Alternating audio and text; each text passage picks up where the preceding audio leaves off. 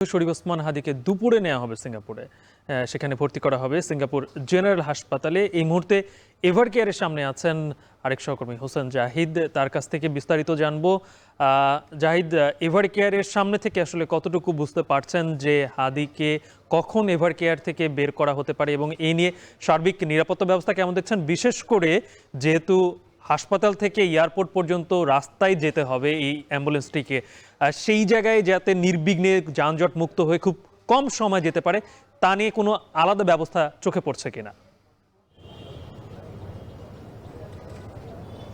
কালিব, সত্যিই চোখে পড়ছে এবং এখানেও দেখতে পেয়েছি এভার কেয়ারে যেহেতু ইতিমধ্যেই বেশ কয়েকদিন ধরেই নিরাপত্তা ব্যবস্থা জোরদার ছিল, তবে আজকে সকাল থেকেই দেখছি এখানে অতিরিক্ত পুলিশ মোতায়েন করা হয়েছে, অতিরিক্ত বিজিবি সদস্যকে দেখছি, অতিরিক্ত পুলিশি টহলও দেখতে পাচ্ছি। অর্থাৎ দুপুর 1:30 নাগাদ যে ওসমান হাদিকে সিঙ্গাপুর নেওয়ার যে প্রস্তুতি, সেই প্রস্তুতি এখানে কিছুটা হলেও দৃশ্যমান হয়েছে। এবং তার সঙ্গে সফর সঙ্গী কারা হবে আমরা যতটুকু জানতে পেরেছি, তার সহোদর ওমর বিন হাদি তিনি তার সঙ্গে থাকবেন। একই সঙ্গে ইনকিলাব মঞ্চ, তার সেই মঞ্চের মূলত একজন সদস্য, একজন প্রতিনিধি আমানুল্লাহ ফয়সাল, তিনিও তার সফর সঙ্গী হয়ে মূলত এই চিকিৎসকদের বহরে তিনিও যুক্ত হবেন।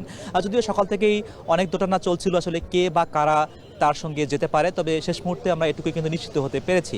এবং এই মুহূর্তে মূলত যেহেতু সিঙ্গাপুর থেকে যে অ্যাম্বুলেন্সটি এসেছে সেটি মূলত হাসপাতালের দিকে অভিমুখে তারা রওনা দিয়েছেন, কিছুক্ষণের মধ্যেই তারা পৌঁছাবে বলে জানতে পেরেছি। তবে সেই পৌঁছানোর আগেও এখানে যে মেডিকেল বোর্ডটি গঠন করা হয়েছিল ওসমান হাদির চিকিৎসার জন্য, সেই মেডিকেল বোর্ড কিন্তু 11টার কিছু পরপরই মূলত তারা অভ্যন্তরীণ যে বৈঠক বা বোর্ড বলতে পারি সেটিও কিন্তু বসেছিল এবং সেটি এখনও চলমান রয়েছে। কাজেই তাদের সঙ্গেও সিঙ্গাপুর থেকে আসা যে চিকিৎসক দল, একজন চিকিৎসক এবং নার্স, তারাও যুক্ত হবেন কিনা, পরামর্শ করবেন কিনা সে বিষয়েও নিশ্চয়ই আমাদের অনুমানগত কোনো তথ্য আমরা বলতে চাচ্ছি না, তবে নিশ্চয়ই সেই পরামর্শ চলবে। এবং তারপরেই মূলত এখান থেকে অ্যাম্বুলেন্সে বহন করে যেই নিরাপত্তা ব্যবস্থা বললেন, নিরাপত্তা বলাই বললেন, সেটি গ্রহণ করেই মূলত এয়ারপোর্ট তাকে নেওয়া হবে এবং তারপরে মূলত দুপুর 1:30 নাগাদ তাকে বহনকারী যে অসপ্রে এভিয়েশনের যে বিমানটি এসেছে সেটি নিশ্চয়ই তাকে বহন করে নিয়ে যাবে বলে আমরা নিশ্চিত হতে পেরেছি।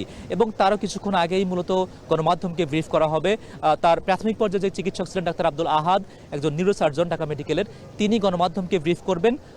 গালিব, ঠিক তখনই নিশ্চয়ই ব্রিফের পরে আবার তথ্য জানাতে পারবো। আপাতত এই ছিল আমার কাছে সর্বশেষ। এভার কেয়ারের সামনে থেকে যুক্ত ছিলেন হোসেন জাহিদ।